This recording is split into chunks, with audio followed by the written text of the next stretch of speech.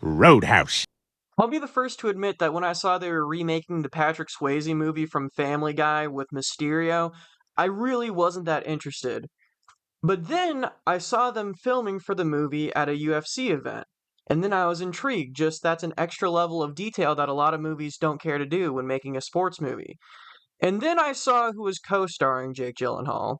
The one, the only, the notorious Conor McGregor! So being the McGregor fanboy I am, I poured a shot of Proper 12, I opened a can of Forged Irish Stout, and I fired up Amazon Prime to see what Mystic Mac's Hollywood debut would be all about.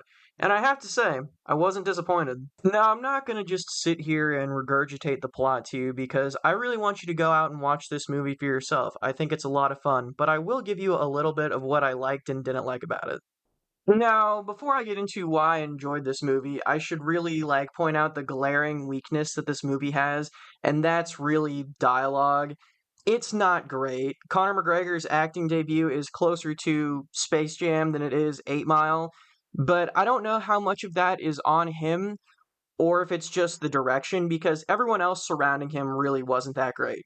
Even Jake Gyllenhaal really talked like Tito Ortiz. He talks like he has brain damage, which in the context of the movie, he is a fighter. So I suppose they could have been trying to play a CTE angle, and if they were, they did a great job at it. But I don't think that's what they were doing. I think it was just kind of weak direction.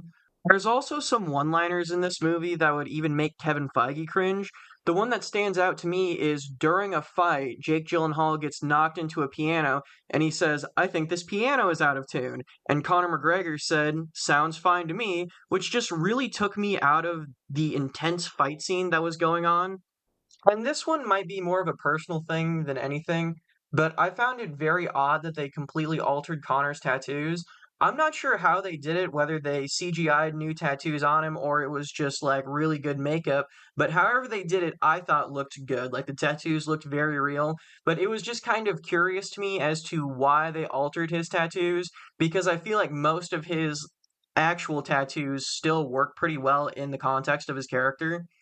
Despite that, I still really enjoyed the movie. Partially because I'm a UFC fan, and if you're a fan of the UFC, you're 100% going to enjoy this movie. Because, first of all, you already enjoy seeing jack dudes punch each other, and second of all, there's a bunch of fun little references throughout the movie, just referencing different things from the UFC.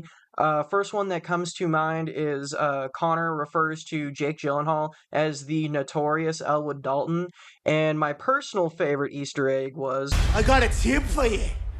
Don't let no one get this close. I can't let you get close. but even if you aren't a fan of the UFC, you should still give this movie a shot because it's good at exactly what you'd expect it to be good at. You're going to see good fights, you're going to see guns, you're going to see boats, you're going to see explosions. It's your typical summer blockbuster type movie. I realize it came out in March, but my point stands.